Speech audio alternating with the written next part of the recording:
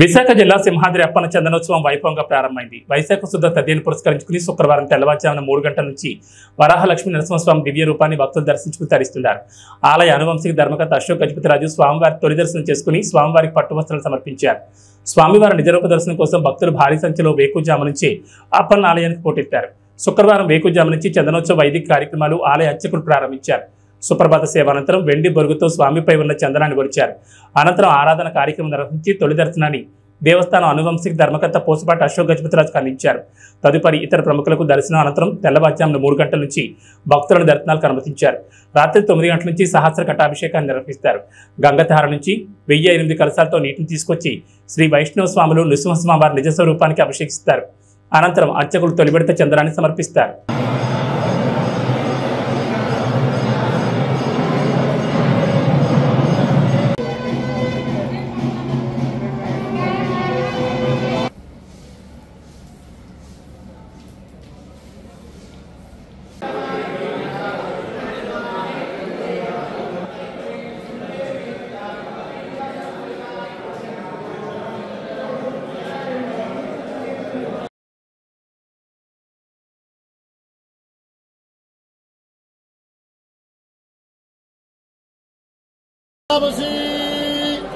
लक्ष्मीं क्षीरसमुद्रराजतनयां श्रीरङ्गरामेश्वरीं दासीं भूतलवस्तुदेवतां गोविन्द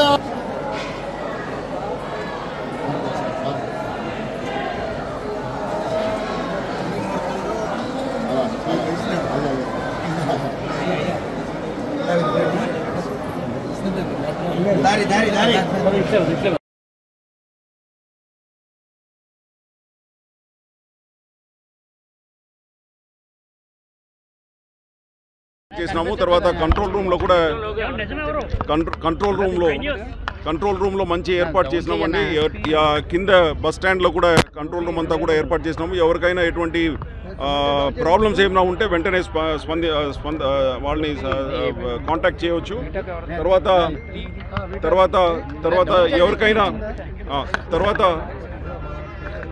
ఇక్కడ బస్ స్టాప్లో వచ్చిన తర్వాత ఏదైతే క్యూస్ ఉందో అక్కడ కూడా చాలా జాగ్రత్తగా వాళ్ళ 300 రూపీస్ కానీ 1000 రూపీస్ కానీ 1500 రూపీస్ కానీ ఆ క్యూస్లో రెస్పెక్టివ్ క్యూస్లో అందరూ వెళ్ళాలా. Okay, yeah, thank you. ఇప్పుడు దాకా అరౌండ్ 25,000 to 30,000 దాకా వచ్చే ప్రాథమిక సమాచారం ప్రకారంగా అంతమంది వచ్చేసినట్టు సమాచారం ఉంది. Okay, thank you. దగ్గర 50 సంవత్సరాల నుంచి వివాదంగా ఆగిపోయిన రోడ్లు ఏవైతే ఉన్నాయో సింహాద్రి అప్పన్న దగ్గరికి రావడానికి మెయిన్ రోడ్లు ఏవైతే ఉన్నాయో అన్నీ చాలా వెడల్పు చేసి నిజంగా ఒక ప్రాకారంలాగా ఈ రోడ్లని ఏర్పాటు చేసి భక్తులకి ఇక నుంచి ఏ రకంగా సింహాద్రి అప్పన్నకి సందనోత్సవం కానీ గిరి ప్రదక్షిణ కానీ ఎటువంటి కష్టాలు రాకుండా ఏర్పాటు చేసింది ప్రభుత్వం. అలాగే కమిషనర్ గారు, ఈవో గారు వీళ్ళందరూ కూడా అణువు చాలా జాగ్రత్తగా చేయాలని కార్యక్రమం ఈసారి ఏర్పాటు చేయడం చాలా సంతోషం, చాలా ఆనందకరం. ఈసారి చాలా అద్భుతంగా అన్ని ఏర్పాటు చేశారు. భక్తులకి అందరికీ బ్రహ్మాండమైన దర్శనం అవ్వాలని మనస్ఫూర్తిగా భగవంతుడు కోరుకుంటున్నాను.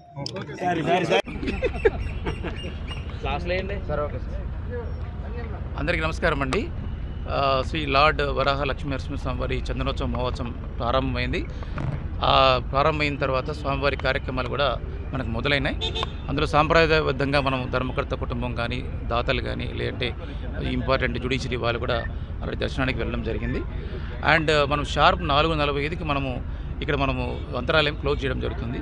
చిన్న గేట్ ఒకటి ఉంది 3 feet హైట్, అది కూడా క్లోజ్ చేసి తాళం మనం ఈవో గారికి ఇవ్వబోతున్నాం. ఆ విధంగా అంతరాలయం దర్శనాన్ని లిమిట్ చేయడం జరిగింది. అలాగే టికెట్లు కూడా చాలా లిమిట్ చేయడం జరిగింది, మీ అందరికీ తెలుసు. అలాగే మనకు వెహికల్ పాసెస్ కూడా ఓన్లీ 150 ఇవ్వడం జరిగింది. వెహికల్ పాస్ వాడిన తర్వాత కిందే మనం టోల్ గేట్ దగ్గర టిక్ చేస్తున్నాం, లేదంటే క్రాస్ కొడుతున్నాం, సో దట్ మళ్ళీ రీసైకిల్ కాకుండా అదొక చర్య తీసుకోవడం జరిగింది.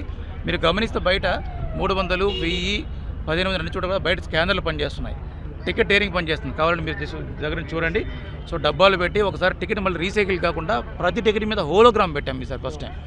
సో ఆ విధంగా చిన్న పొరపాట్లు ఏవైతే వాటి గురించి మేము తెలుసుకున్నాము, వాటి గ్రహించి ఈసారి ఎటువంటి పొరపాట్లకి ఆస్కారం లేకుండా, తావు లేకుండా మీ అందరి సహకారంతో మనకి పోలీస్ డిపార్ట్మెంటు, ఎండోమెంటు, అలాగే జీవీఎంసీ అన్ని డిపార్ట్మెంట్ సహాయ సహకారాలతో ఇప్పటివరకు దేవుడి దయ వల్ల అంత కార్యక్రమం చాలా సజావుగా జరుగుతూ ఉంది. నిన్న వర్షం పడడం వల్ల కూడా మనకు చాలా అడ్వాంటేజ్ అయింది. ఖచ్చితంగా ఐ స్ట్రాంగ్లీ బిలీవ్ ఈరోజు వాతావరణం కూడా మంచిగా అనుకూలిస్తుంది.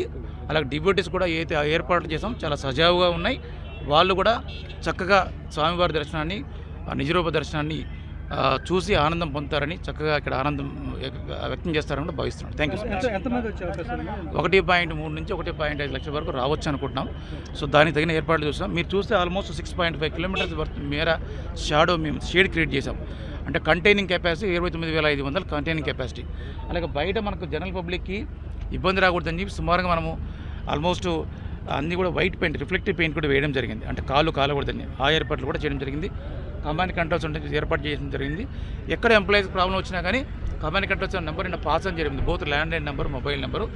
ఇది కాకుండా మనకి దర్శనం పూర్తయిన తర్వాత కిందికి దిగితే అక్కడ మనకి సుమారు 800 మందికి ఫుడ్ ఏర్పాట్లు కూడా వన్ టైంకి చేసాం.